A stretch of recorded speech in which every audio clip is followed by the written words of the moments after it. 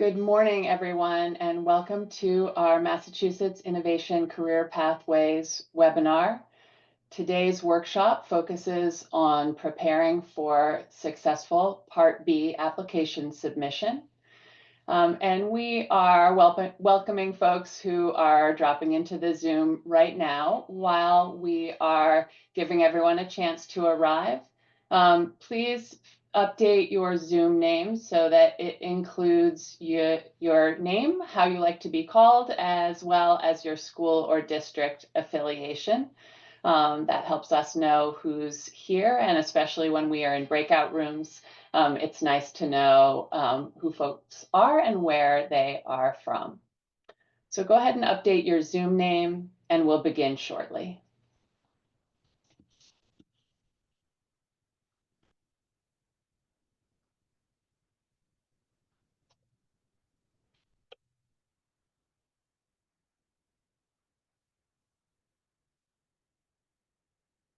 So we will be here for about the next 90 minutes, and our focus today is on supporting the work happening across the state right now to develop Part B applications.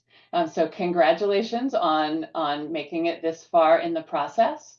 We look forward to providing you with lots of useful advice and opportunities to connect with colleagues in our network who are also in the Part B process right now.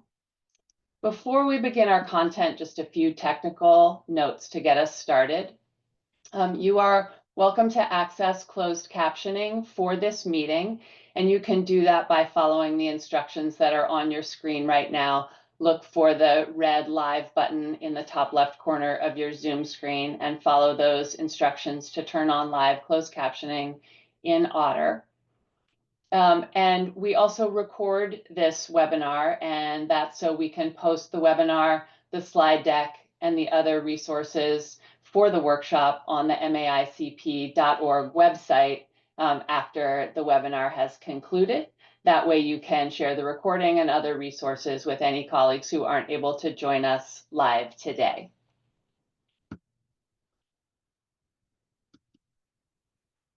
So we are here today as part of a partnership between the Center for Collaborative Education and DESE.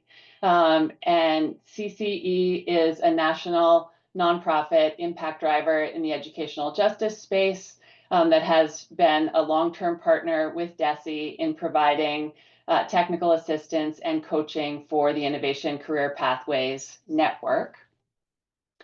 Brief introductions to our team. My name is Annie Leonard. I'm the Director of Programs at CCE and have been a public educator in districts across Massachusetts, including several that are represented in the room today and applicants and designees in our Innovation Career Pathways Network. And I'm joined by my colleague, Allison, who is our Director of Operations. She's here to support any technical needs that you run into. We want this workshop to be inclusive and accessible for everyone. So if anything comes up during the webinar, please feel free to message Allison and she will do her best to help you out. And now I'm going to pass to my DESE colleague, Jennifer Gwatkin, to introduce herself and other DESE colleagues joining us today. Thank you, Annie. Good morning, everyone. I hope you had a restful and enjoyable Thanksgiving holiday. Hard to believe we're at the Part B phase. Congratulations again on making it this far in the process. I'm Jennifer Gwatkin, and I'm the Innovation Career Pathways lead for DESE. I've been involved with Innovation Career Pathways since 2017 when we had just a handful of applicants, and now we have, I think, 41 folks who applied, or 41 districts, I should say, submitting over 50 applications for pathways. So glad you're here. And I am joined by my colleague, Latoya, who will introduce herself momentarily, but I also acknowledge that our colleague, David Edmonds, is with us today. He is one of the CCTE liaisons. You'll hear about the liaison structure later in the workshop. Latoya, want to introduce yourself? Hi, everyone. Good morning. My name is Latoya Tavernier. I am a liaison in the Office of College, Career, and Technical Education. I particularly work with the school districts that are in the mass hire regions of Central and North Central. I see a few folks here that I know. or I've interacted with. So hello, good morning. If you have any questions concerning your Part Bs, please reach out to me if I'm your liaison, and if I'm not, you can reach out to your own liaison for any questions or support that you need through this process. So thank you again for being here today. So this might be a good moment for me to ask Allison to share some links in the chat, but I do want to let you know that we want this to be a stress-free experience for you. So please don't worry about capturing every single link that gets shared in the chat.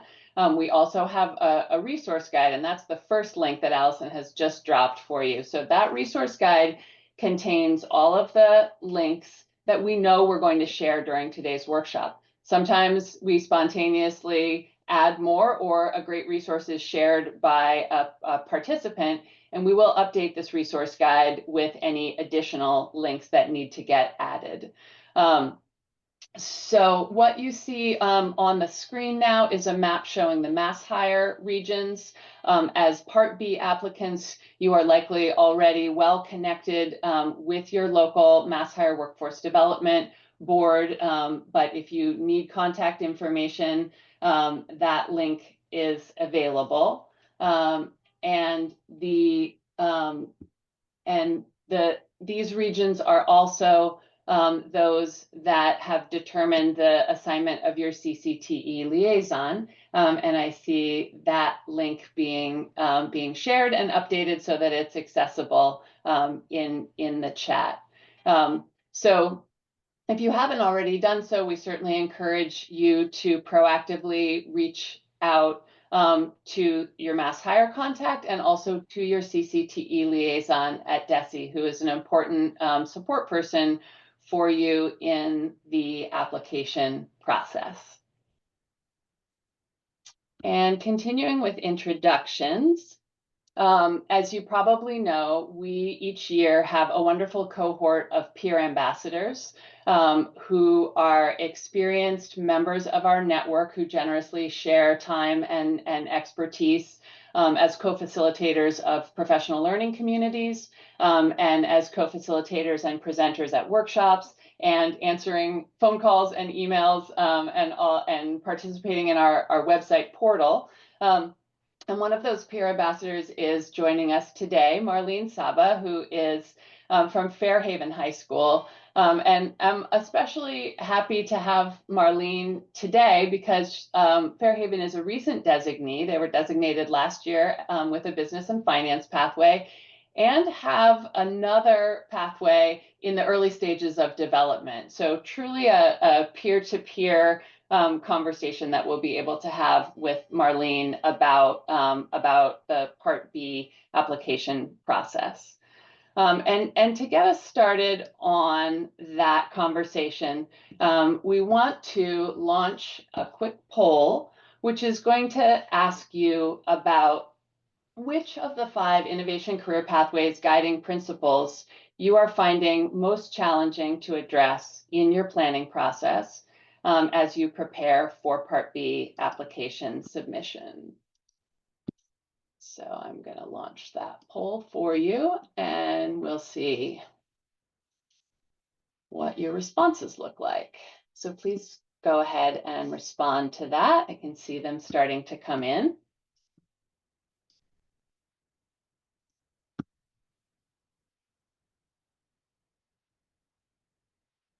Just another 30 seconds or so to enter a response.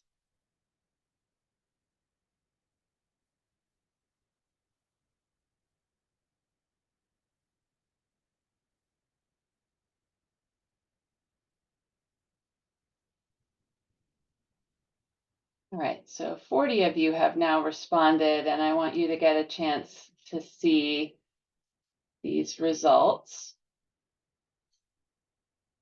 And also to invite Jennifer or Latoya to comment on what you're seeing with a large number of people identifying effective partnerships as the guiding principle finding most challenging.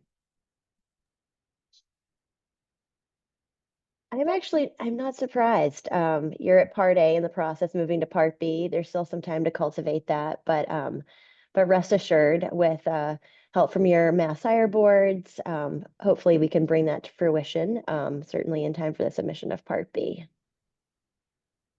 And I know that that's something that Marlene is going to have some good advice about in her portion today. So let's move forward.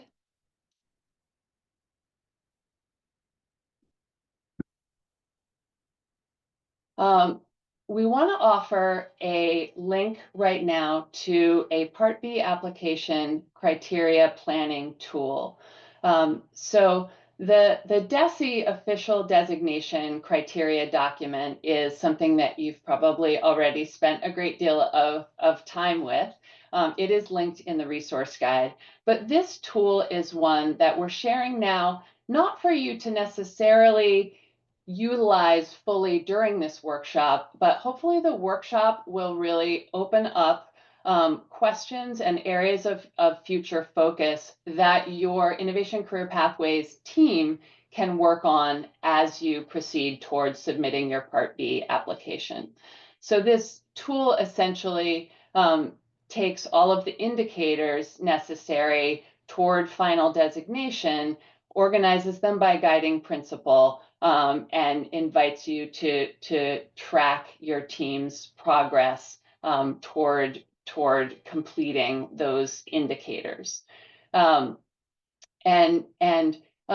later, when we are getting ready for breakout room time, it may be helpful to scan this tool to think about areas that you are finding design challenges in and share those in your breakout room. So as you know, our goals today are to help you with the Part B application process and to help you learn about resources as well as peer-to-peer connections within our network. And we're going to do that by wrapping up our introduction section, moving into some content that reviews the application and designation process. And then some conversation organized around the guiding principles with Marlene. After that, we'll go into breakout rooms. We hope to have about 20-25 minutes at least in those breakout rooms. They will be organized by industry sector. So you can be with folks who are planning pathways in a common broad industry sector with you. We'll save some time for full group Q&A towards the end of our session and wrap it all up by 10:30. So going back in time, this slide reviews where you have come through the Part A application process, hopefully accessing some of the resources that are described here. And as Jennifer suggested in her intro, there are some interesting stats we can share about this year's cohort of Part A applicants. So what you see here is the distribution across the broad industry sectors in Innovation Career Pathways.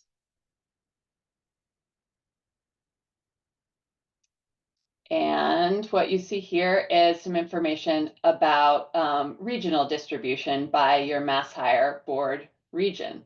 And Metro Southwest, for reasons that I can't speculate why, is out in front with numbers of new applicants this year. Jennifer, please jump in if you want to add anything about any of this data. And then go ahead.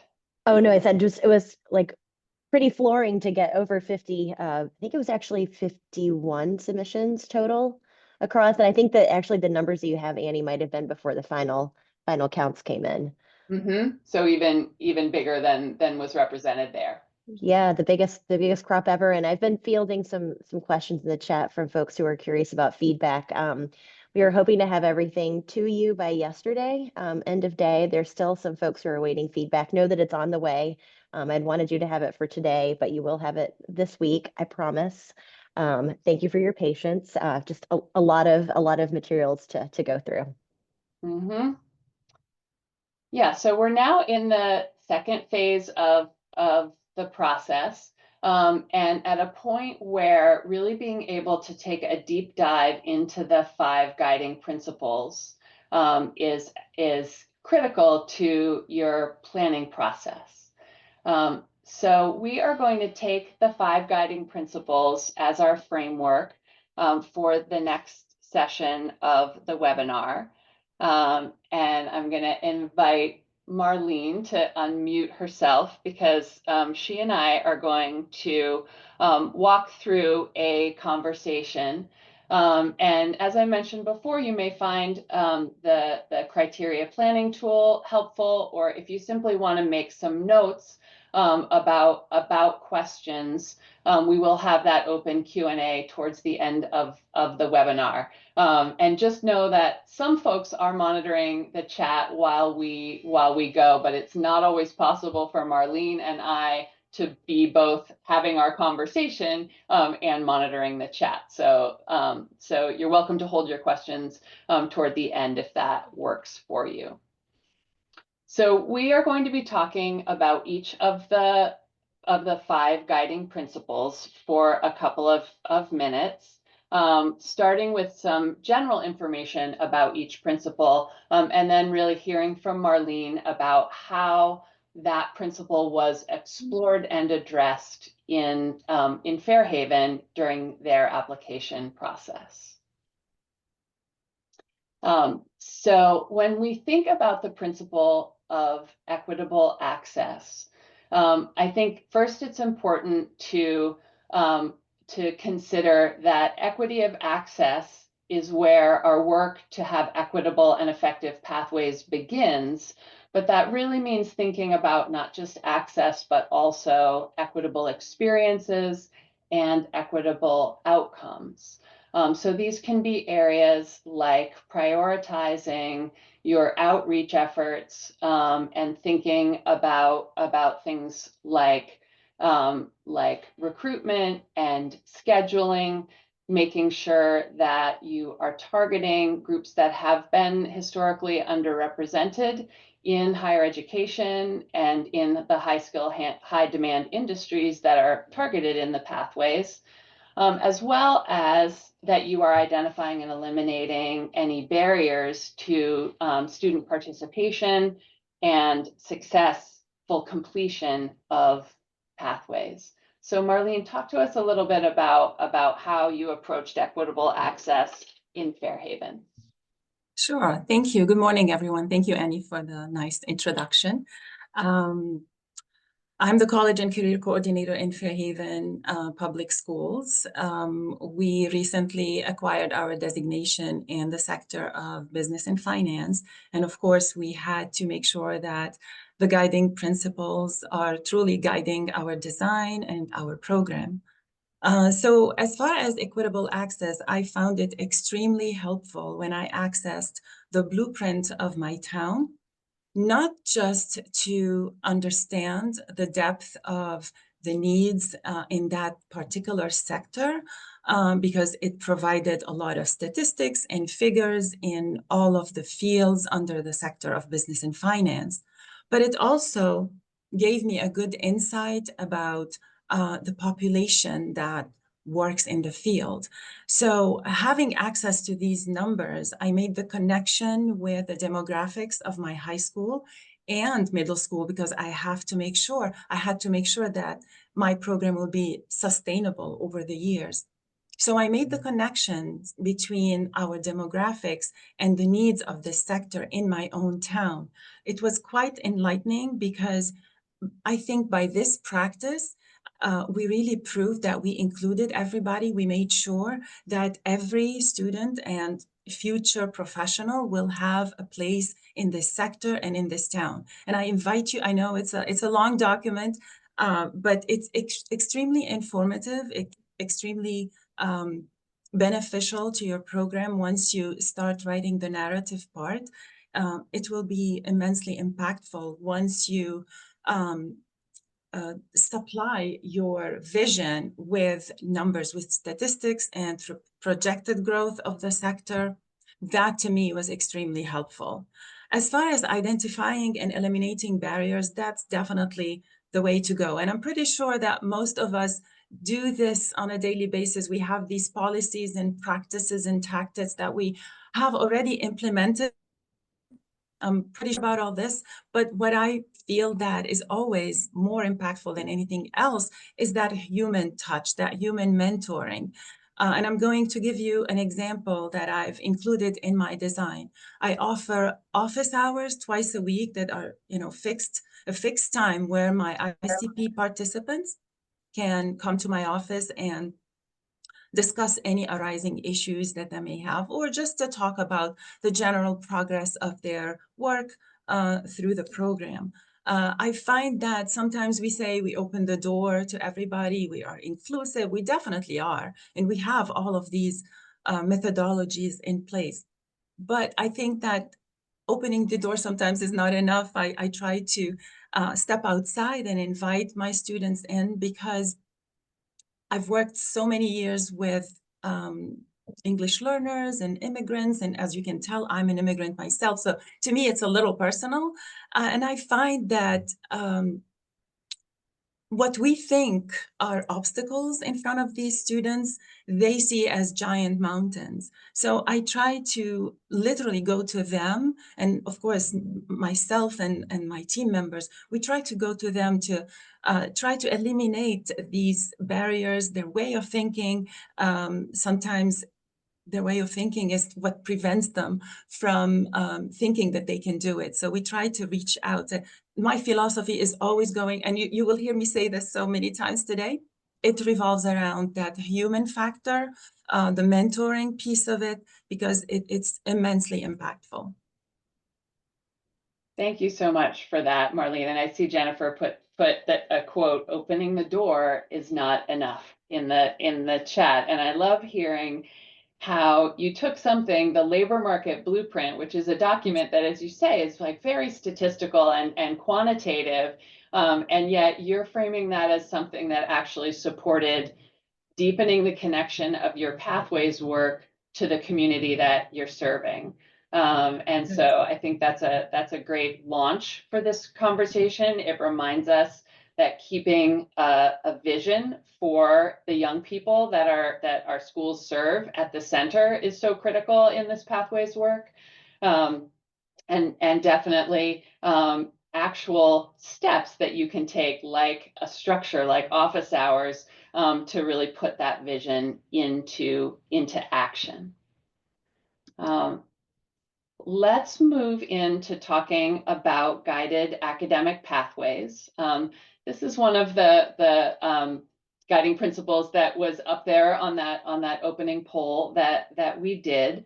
And I know that there are sometimes more practical questions that come up around the requirements for coursework. These include having at least 2 technical courses and 2 advanced courses as part of the scope and sequence.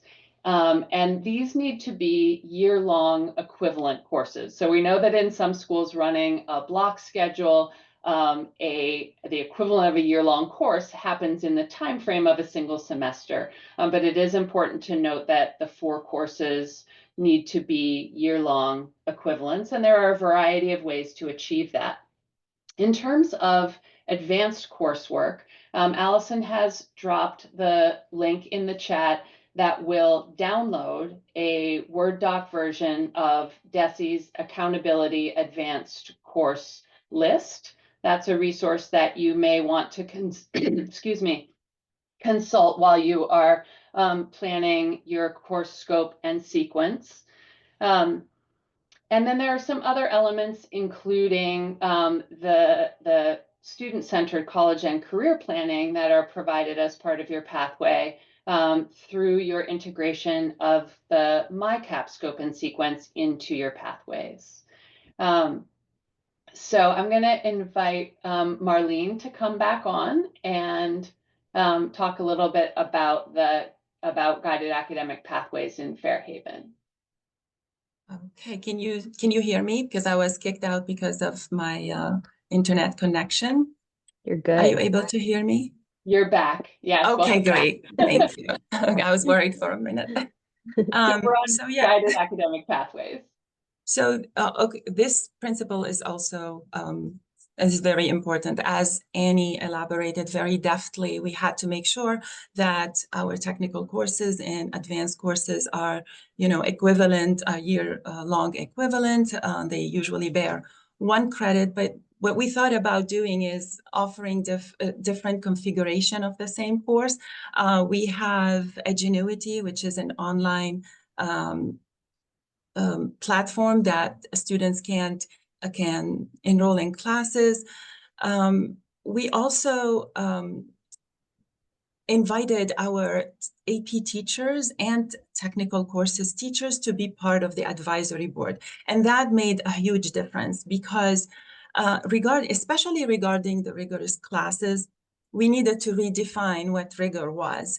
I think some mindsets are still, very rigid regarding APs and rigorous classes. And I'm so thankful for the DESE list because it's so liberating. As you will see, I don't know if you've accessed it yet, but you will see that there are courses on there that are not necessarily AP classes that are considered rigorous. For example, organic chemistry or pre-calculus. So it was really very helpful. It was very liberating to have access to such a list and allowing us to formulate a very flexible program. So going back to adding our teachers to the advisory board, that helped a lot because now they know the purpose of this pathway and they understand the shift in mindset regarding rigorous classes by helping our ICP participants in different ways, whether it's academic support that is offered after school, or different pathway in the same curriculum, different assignments. They truly now understand what we are trying to achieve when we are offering these classes to our students. So having them on the committee or the board, if you have an advisory board, is definitely an advantage. I also think that inviting one of my guidance counselors to be the one responsible for making sure that our students meet the math score requirements, the graduation requirements, and of course, the program requirements was a great idea because she's an expert and she owns this responsibility now, which is great because she's part of this program as well. And she makes sure that each participant, because each participant might have a slightly different journey in this program. So she makes sure on a regular basis that they are on track for all of these things: graduation, math score, and of course, the pathway itself. I am going to address MyCap and the connection to career. I don't want to be redundant about it, but it's definitely a key component to the success of my program and any program, I think. Absolutely, Marlene. And we can definitely hear how there are overlaps and intersections among the guiding principles. So we know that even when talking about something like the course scope and sequence, which might sound like a more narrow topic within your pathway planning, it really is touching on some of the more adaptive work, as you said, building an inclusive team and building buy-in. I also really hear you saying that you thought about identifying existing resources in terms of AP coursework that was already offered and building your pathways on those existing assets in the school. And opening up this conversation about what does rigor really mean. So all good stuff and stuff that we will have chances to dig into a little more as we talk about other guiding principles, including enhanced student supports. So again, a general introduction to this guiding principle. This is where we are thinking about the ways that pathways can be designed to promote success and completion for all students. These can have to do with counseling and advising and mentoring that are built into pathways. It means having a team that is really able to give attention to the access and experience and outcomes of students, including first-gen students, multilingual learners, and students with disabilities. And as you've said, and as I'm also seeing in the chat, making that universal commitment in your vision and in your actions to using culturally and linguistically sustaining practices in the academic as well as work-based learning and advising settings in our pathways. So over to you to talk about what that looks like in Fairhaven. Sure. So when we think about supports, we immediately think about academic support, which is central. Of course, we want our students to succeed and to retain information and to advance in everything that they are doing. But we also focused on social emotional support, not just inside the building, but also outside the building. We are sending our precious students to internship locations or to a college campus. For some, it may be the first time they ever do this. We don't want this experience to be scary. We don't want them to be deterred from, pursuing more of taking dual enrollment classes. So we needed to make sure that they are supported off campus as well as on campus. So we started these, I know someone in the chat wrote, the power is in the partnerships. It sure is, because again, we have to communicate with the college professors, with our employers, more than one sometimes, in order to make sure that our students are safe, they are comfortable, and they are happy. We want their experiences to be beneficial to them.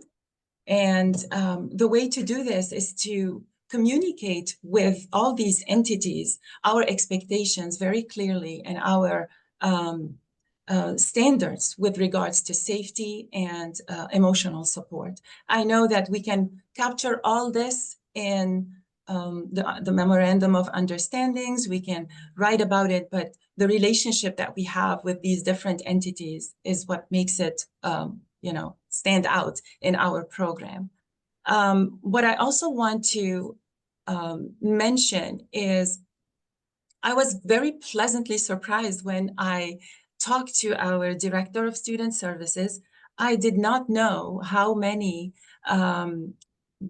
specific services we had to offer to our students, whether they are, assistive technology, translation services, even devices that help certain students with physical disabilities do better and achieve more, right down to hearing aids. We had this wonderful discussion, and I did not know that these services were already existing. So you might have access to these services right now, but if you don't, please seek out that person. He or she may be extremely helpful, and you will be surprised as to how many additional services that you can use in your design to help your student even further, to support them inside the building and outside the building. And of course, the mentoring piece, this is the core of my philosophy. Everything we do is great, but without that piece, it becomes dry, it becomes just ink on paper. But once you put in your heart and your dedication, which I'm sure you all do, otherwise you won't be here today, it makes the whole difference. Okay, so let's move into connection to career. And in this guiding principle, you'll be able to talk maybe in a little more depth about some of the things that have already been mentioned. And just before you begin, I want to thank Allison for continuing to drop links in the chat In addition to that DESE advanced course resource, there's a link to the course scope and sequence from Dearborn STEM Academy in Boston Public Schools. It's a nice example of a document that lays out their pathway experiences, academic and work-based learning. And there are more examples like that in the resource library on maicp.org. So please feel free to check those out. The labor market blueprints link is also in the chat, as well as, appropriate for the principle that we're just diving into now, the DESE guide elements of a model internship. So, but what I'm hearing you say is that it's not just about thinking about that internship or capstone, the 100-hour experience at the end of the pathway. It's really about thinking about building over time, not just the workforce readiness skills, but the social emotional capacities that young people need on this journey, that makes a pathway something really transformational. So talk to us a little bit about the ways that the academic and work-based learning and MyCap experiences in Fairhaven build towards your culminating internship. Okay, I'm going to start like from the bottom up. We are in full implementation of MyCap, which is fantastic. If you haven't started your MyCap journey, I invite you to do so because it's extremely helpful. It goes hand in hand with innovation pathways and other educational programs, obviously, because it covers all the tiers of a good student-driven program or preparation. So since we are in full implementation of MyCap, we have our students access an array of activities and tasks on their online platform. We picked MIFA Pathway. There are other platforms, but I think MIFA Pathway is extremely student-friendly, very lively and really interactive. So we have chosen MIFA Pathway, and we have our students regularly, periodically access their accounts during school time to further their preparation of their post-secondary educational journey.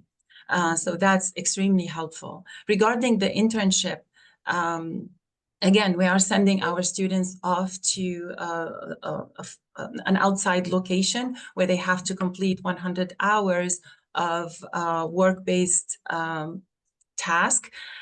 So what we do in Fairhaven, we send them through the School to Work program. So it is a course that has a course number, and I oversee the program as well, which is a good thing because I can connect both programs together. I do a lot with them in preparation for their internship. So we do lessons or activities or workshops before we send them into the world because, you know, they haven't graduated yet. I still think of them as children. So I owe it to them to somewhat prepare them for the process because, again, we want them to have a good experience, a positive one, and we want them to represent us in a good way in the world, at the workplace, with our lead employer. So there's always preparation through MyCap and through in-class workshops that I complete with them, typically during their 11th grade year in preparation for their internship the following year. What we haven't mentioned yet is the industry recognized credentials that are immensely helpful in, connecting the program to their future career. Hopefully, they are in high demand. What we initially did is talk to our employer and other employers in the town to see what they are looking for. If there's anything special that make that applicant really stand out. Of course, we did our own research and we selected a few that were in high demand and that we thought would be extremely beneficial in the sector of business and finance. Now, how to offer these credentials, I think, is also important. What we what we try to do is to integrate these credentials in the already existing coursework of the technical courses and the one AP class that we offer here at Fairhaven High.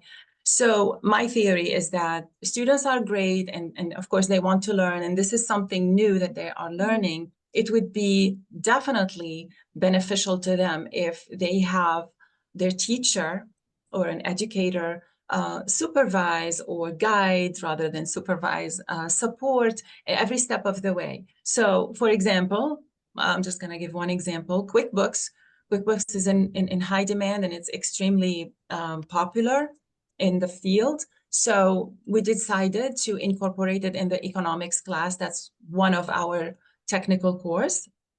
The teacher was 1,000,000% on board, and he's, of course, part of the advisory board. So he was willing to integrate the material in his curriculum. And periodically throughout the year, students complete those modules under his supervision, under his guidance. And towards the end of the year, whoever wants or whoever is ready, hopefully all of them, will take the test and will get the certification. So if you are able to incorporate these credentials into your coursework that's already existing, having the teacher on board and willing to be part of this great experience, I think the success is almost inevitable. Sometimes it can't be done, I totally understand, but if it's possible to do, it's definitely a success that's inevitable. We also have, go ahead. Yeah. No, so we also have other credentials that I just used one example. Yeah, and as we bridge now from connection to career into effective partnerships, I think this is a good moment for you to tell us a little bit about how you identified your employer partner and what that relationship looks like. Of course, so effective partnerships, a lot of applicants, and I almost fell in the same trap. I really was focusing on the technical or technical aspect of it, and I was so focused on the agreement itself and what should we include in it and what should we not include in it. So it was at the beginning a struggle, but then another peer ambassador was very, very helpful. So guided me towards really fostering a relationship with all of these entities, whether it's MassHire or the local community college or any other higher education institution that you are currently, corresponding with. The relationship is way more important than the agreement. The agreement is important. I'm not going to deny this. You will need it for the application. You would need to submit a signed document by all of these parties. But improving the relationship, working on, I want to say, the friendship between all of these people is what's going to get you where you want to be. There is a common vision that needs to be elaborated, a common goals. What we strive to do is meeting periodically and very often to be all of us part of this design. And when I look at this slide and I see, we're measuring progress towards performance goals and all of these goals that we have in common, it's just a matter of time and they will all fall in place when you have this strong relationship with your employer and your MassHire board. And I'm going to give another example. Way after we acquired the designation, by the way, this is a relationship that keeps evolving, that keeps improving. It's not just, it doesn't end with the MOU. To the contrary, you'll find yourself really involved, all of you, in this great, great experience. So as I was saying, right after the designation, our employer had this idea of, because they are a bank, of opening a branch here on location, offering more internships. And we thought, what a great idea to further solidify this friendship, this alliance that we have. And that's not even in the MOU. It's not even mentioned. So it came about after that as our relationship evolves and as our common goals got bigger and broader. And Okay. Sounds like we may have lost Marlene's connection. And so I am going to hope that she gets reconnected in a minute. Oh, list our standards and our expectations because we advocate for our students. We are their voice. So it's important to list all of these things, but it really starts with a partnership. Great, Marlene. Sorry if I took too much time. That's okay. We briefly lost your audio, but you are back now, and thank you so much. I know there is so much more that we could hear from you and learn from you.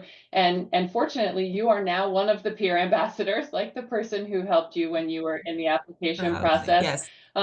There is contact information as well as information about the schools, the pathways, and kind of special areas of interest for our peer ambassador cohort on our website.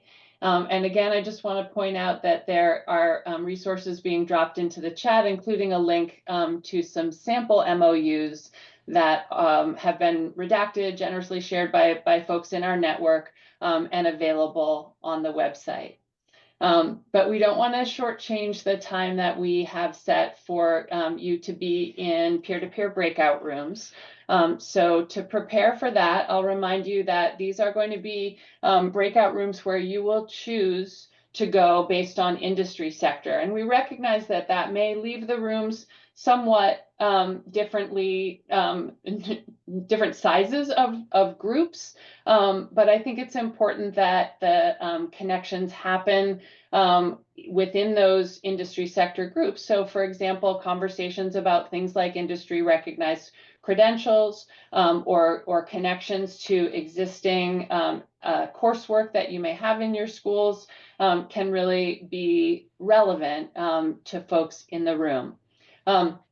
There are not going to be assigned facilitators in the breakout groups. So we are going to ask that as a group, you first of all review, recognize, and commit to these community agreements, which are the ones that we have adapted from Glenn Singleton's work on Courageous Conversations. And we return to them because we find that they are very helpful in keeping a constructive and positive and student-focused tenor to the conversations and the work that we do in our community of practice. So please consider these community agreements as guidance for the conversations that you're going to have in your breakouts. When you are in your breakouts, hopefully your Zoom name already has the name that you like to be called and your school or district affiliation. We suggest these 3 steps for the conversation in your rooms. First of all, do a round of intros so that folks know whether you're a first-time applicant or already a designee seeking an additional pathway in this application cycle. And then in terms of, so that's round 1. And then for round 2, think about a specific indicator or criteria among the 5 guiding principles. So the areas that Marlene and I reviewed, or if you want to pull something from that criteria planning tool, where you are thinking, we need some inspiration or we need some attention to this area as we develop our Part B application. So do a round where you share that with the members of your group. And once everybody in the room has had a chance to be introduced and to share something that they are looking for ideas and inspiration on, go to open discussion. You will probably hear commonalities across those challenges, so you can discuss strategies and potential next steps. So those prompts are in the chat, and we will shortly open up the breakout rooms, and you're choosing again by industry sector. And we will be there for about 20 minutes. We'll send out time reminders. And when we bring you back, we'll have some time for full group Q&A. So if there is a question that comes up that you think is of broad interest to today's attendees, and you think it's something not covered in the FAQ or other resources, we would love to have a spokesperson ready from each group to unmute and share that question. Or if you have an insight that your group would like to share, just designate a spokesperson to be ready when we come back. Okay, Allison, let's open up those breakout rooms. Okay, welcome back, everybody. I hope that your breakout conversations were robust and not too awkwardly interrupted when we closed the rooms. I had the chance to visit a couple of rooms and looking forward to hearing from you. So we want to know what questions your group was left with. And maybe what ideas you have about strategies, insights, takeaways, things that you're planning on bringing back to your team and back to your school from those breakout conversations.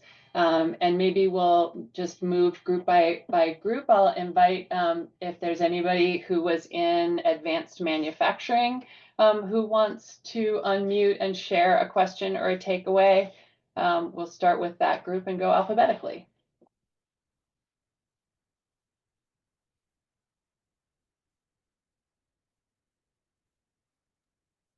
I'll share. This is Lisa Kaminsky. I am just so appreciative of all the resources that have been provided today in the chat and through conversation.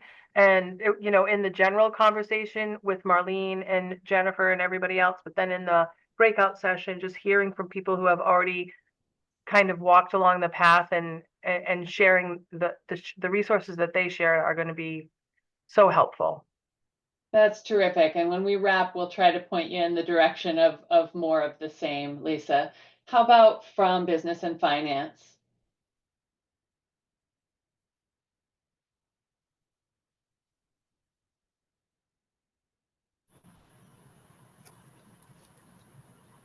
I can share. This is Jeff Glant from Aponequid Regional High School, Freetown, Lakeville. I don't know if I had necessarily questions. I think I had a lot of them answered. And, you know, I think one of the big takeaways I had was that perhaps the capstone is the better option instead of the internship to meet our needs. But I think we're just so young in the process that we have a lot more to go in the exploration. Mm-hmm. Awesome. How about from clean energy? I can go. Bill Chappell from Milford High School. We had a great discussion. There was three of us from Dudley Charlton and Brockton, and our friend from the State Electrical Board who was observing, who had great discussion. We really looked about expanding our lens about what clean energy is. It's just not solar. It could be, you know, EV charging stations and auto tech, geothermal. So really broadening our lens in terms of what that could be, weatherization of houses and so forth for our students. And then we had a good, rich discussion about next steps in terms of credentials and community partners. So it was a really good, thorough discussion. And I appreciated all those guys. Thank you so much, Bill. How about from environmental and life sciences?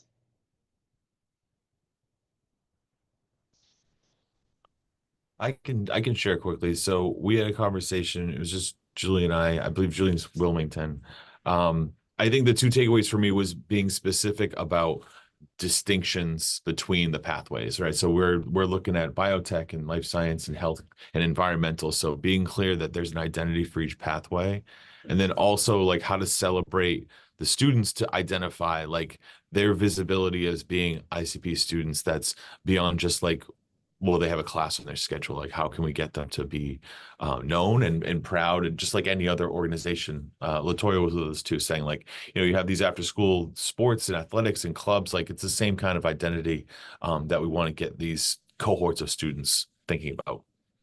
That sense of belonging, absolutely, Ryan. Yeah. Those are two great takeaways. And I know in some of the other sectors, there was conversation about subsectors within information or within advanced manufacturing. So Yep, love and that. I can add on to that, Annie. Latoya was so encouraging, and I'm so excited to start. I think one of the things that, especially in science, it's so broad, and that was where my confusion was, is like, how do you combine environmental and life sciences? Because the output is going to be so different in terms of jobs and how they demonstrate their learning. And so that was a big, takeaway for me, is that we can have multiple paths inside of the pathway, right? And just the distinction, like almost like a Venn diagram, they'll be in this cohort, but then their internships or their capstones will be very distinct, right? So thank you. Yeah, and so giving young people access to a variety of possibilities across a broad industry sector, as opposed to a narrow occupational definition of a pathway. Awesome. How about from the Healthcare and Social Assistance Group? I can share. This is Tim Callahan from North Adams. We mostly talked about social assistance, actually, and some of the confusion and challenges around that. Jennifer popped into our group and answered some of those questions. That was helpful. We talked about the challenges with partners and working with hospitals and what they'll kind of allow and not allow the interns to do. Transportation being a barrier for those of us who don't have great public transportation systems. And we talked a lot about how the social assistance, what the credentials could be. And we still have some questions about that because that's kind of less defined than some of the other pathways. I'm so glad you mentioned that, Tim. And I know that's something that, given the high labor market demand for behavioral health or social assistance workforce right now, that's something that folks with this designation or who are thinking about applying for this designation are often interested in learning more about. And I've got some preliminary contacts and information in that area. So maybe we'll do some outreach to the network and try to support the social assistance side of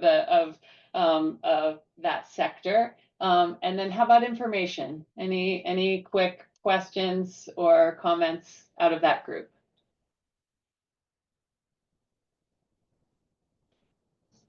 Yeah, this is Adam Lingo from Bellingham. And we talked about a lot of the kind of like the broad umbrella of information and different things that could kind of go under that, whether it's journalism or graphic design or, TV, radio, broadcasting, all that stuff. Thanks, Adam. And I want to make sure that we leave time for open questions.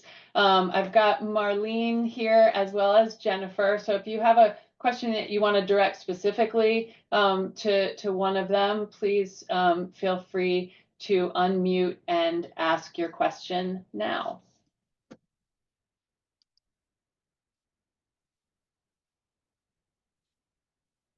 I have a question.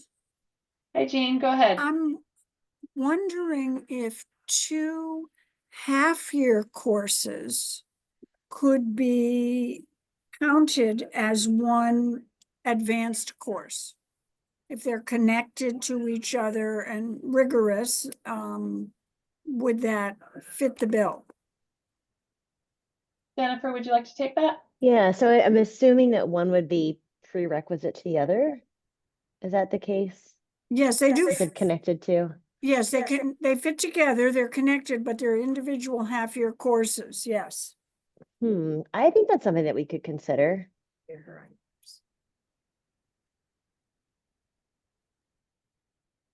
I'm curious, would the students be, so the students who are in the course, would they be cohorted with the students who are in the connected subsequent course? To progress at the same time. Yeah. Yeah, I think I want to know maybe a little bit more, sort of the through lines for the courses. But Okay, I think that's something that we could entertain. okay.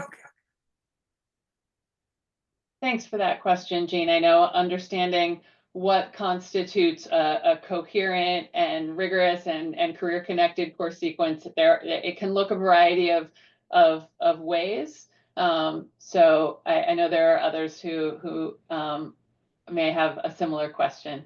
Anybody else want to unmute with a question for Marlene or for Jennifer? I have a question, just a quick one. I think you mentioned this at the last meeting, but is there a way to connect easily with people that are also in the same stage? So is there like a listserv or a way to just meet with, throughout, if you have a question, for the group that's maybe pursuing the same pathway as you? Yeah, the best way to do that is through the portal on our website. So if you have not already created a login and password to access that portal, we really encourage you to do that right away. So this is not the same as being on our email listserv. So the emails that you get mostly from me, sometimes from Jennifer, are the listserv blasts that go out to the entire network. But when we revamped our website last spring, we created a network portal on the website.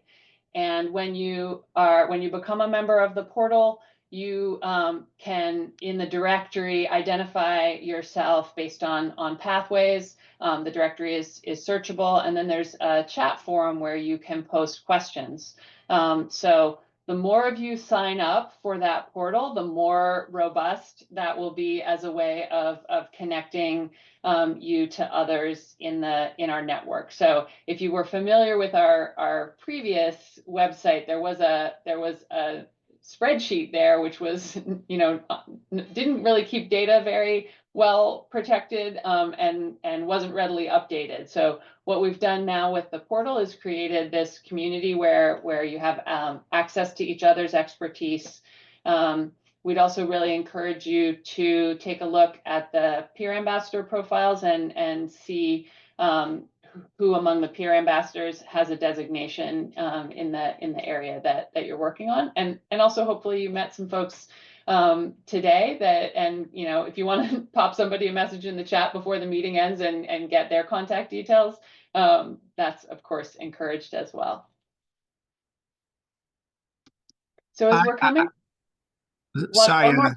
Yeah, go ahead. Nick Simmons here, Hadley Public Schools. A question going back to year-long versus half-year-long classes. I understand, especially with the advanced coursework, that you're looking for year-long classes, but with technical classes, I would argue that, possibly coursework alongside enriching activities. So for example, if for a technical class, if the students had a half-year-long class and then also included in that were enriching activities like guest speakers, field trips, career days, MyCap activities. But personally, I feel that a lot of times integrating diverse ways of learning and experience for students isn't a lot of times more effective than just a year-long set of coursework. What's your view on compiling like a half-year-long class alongside a series of enriching activities and counting that as one of the technical classes? So Nick, I'm going to suggest that is a question which is ideally suited for a different event that we have coming up. We have a series of office hours where folks who are putting together Part B applications can bring more site-specific, community-specific, and school-specific questions. And the dates and times for those are currently posted up on the slide. Registration is open for those. And Allison, I think will put she already put the link in the chat where you can register for office hours. So as we come to the last minute or so of our session today, I want to make sure that everybody knows that we have another workshop which is open to the entire network, but really intended to support the work of folks in the application cohort this year on December 18th from 9 to 10:30 a.m. That's our Designing for Equity workshop.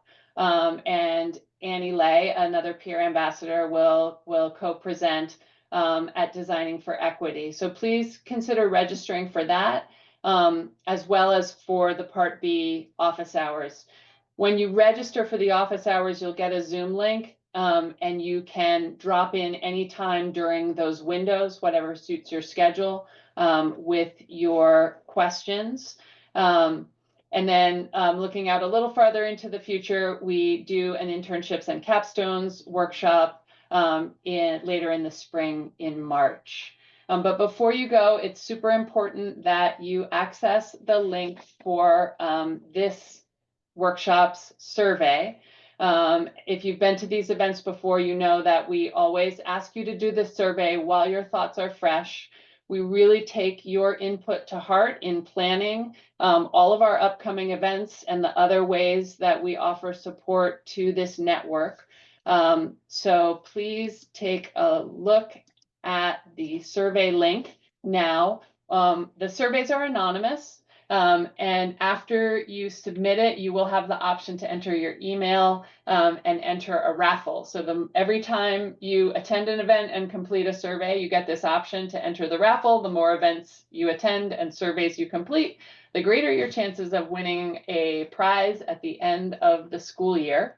And we do that because, again, it's so important to us to hear how we can better meet your needs for support as you develop your pathways. I want to say thank you so much to all of you for attending today, for your contributions and questions in breakouts and in the main space.